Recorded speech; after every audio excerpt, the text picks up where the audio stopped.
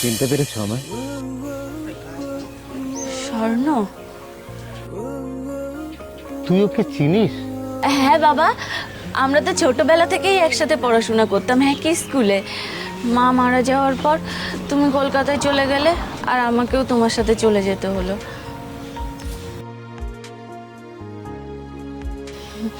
তুমি কি ভেবেছো 10 বছর হয়ে গেছে বলে আমি সবাইকে ভুলে গেছি?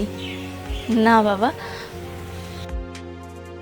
স্বর্ণ, আমি তো বাবাকে খেতেই দিতে যাচ্ছিলাম, চলো তোমাদের দুজনকে একসাথে খেতে দিই। না, আমি খাবো না। খেয়ে যেতে পারতে তো। আজ আসি, কাল আসবো।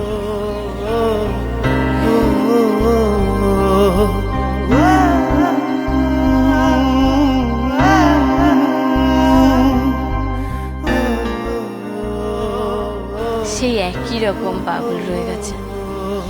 চলো বাবা, তোমাকে খেতে দিই। চল মা।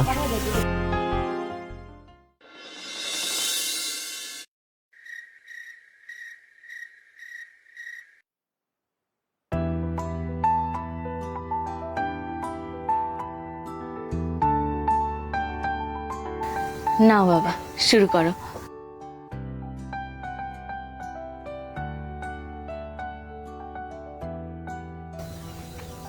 জানো বাবা, স্বর্ণ খুব ভালো ছেলে। আমাদের ক্লাসটা তো ছিল দোতলায়, আর জলের কলটা ছিল একতলায়। প্রতিটা পিরিয়ড শেষ হওয়ার পর ও আমাকে রোজ জিজ্ঞাসা করতো, কি পূজারিনী, জল আছে তো? আর আমার যদি জল না থাকতো, ও আমাকে রোজ জল এনে দিত।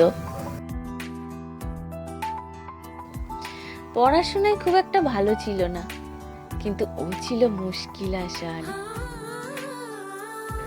সমস্যা হলে সবাই ওকে বলতো, আর ও সেটা দায়িত্ব নিয়ে পালন করত। আর কোনো বুদ্ধির দরকার হলে আমার কাছে আসতো, বলতো, বুদ্ধি দাও দেখি পূজা রানী, রাজার বুদ্ধি কম পড়েছে।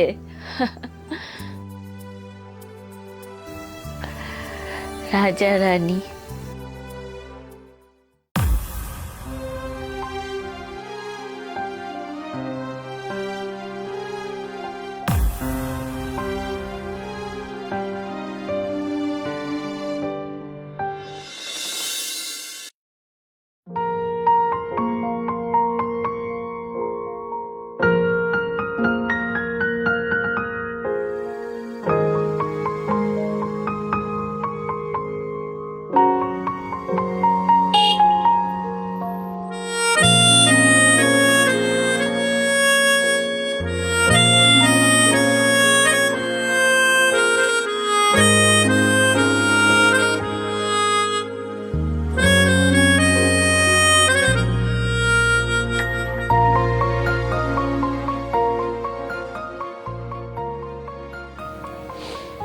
Good morning.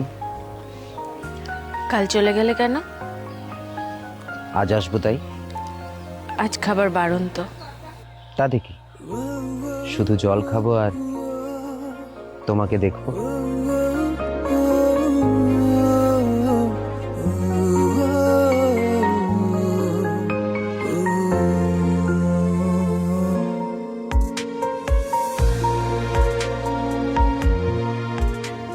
আমি তোমাকে বিয়ে করতে চাই পূজা।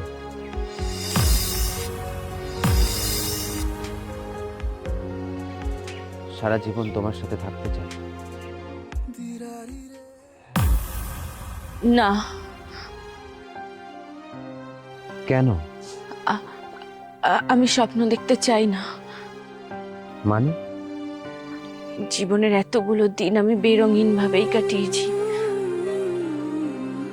রামধনুর রং কেমন দেখতে হয় আমি জানি না। লাল শাড়িতে বিয়ের সাজে মেয়েদের কেমন দেখতে লাগে আমি জানি না। আমার কাছে তো গোটা পৃথিবীটাই কালো। আমি আমার এই অন্ধকার জীবনের সাথে কাউকে জুড়তে চাই না, কাউকে না।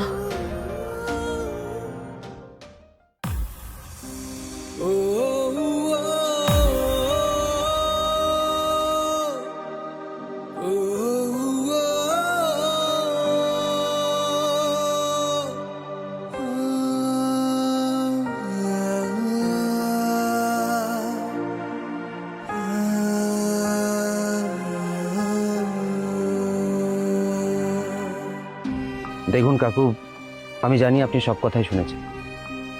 হ্যাঁ, আমি আপনার মেয়েকে বিয়ে করতে চাই। হ্যাঁ, আমি জানি যে ওর ওর কিছু সমস্যা রয়েছে, ও চোখে দেখতে পায় না, কিন্তু বিশ্বাস করুন, তাতে আমার কোনো অসুবিধা নেই। আমি আমি সত্যিই ওকে ওকে খুব ভালোবাসি। সে ছোট্টবেলা থেকে ওকে আমি চিনি। আমি আপনার মেয়েকে খুশি রাখবো। আমি আমি জানি যে আপনার আরো একটা দুশ্চিন্তা হচ্ছে। আমি আমি আমি আমি যা কাজ করি আমি সব ছেড়ে দেব, সব ছেড়ে দেব। শুধু শুধু আপনি আপনার মেয়েটাকে আমার জীবনে দিন। আসি।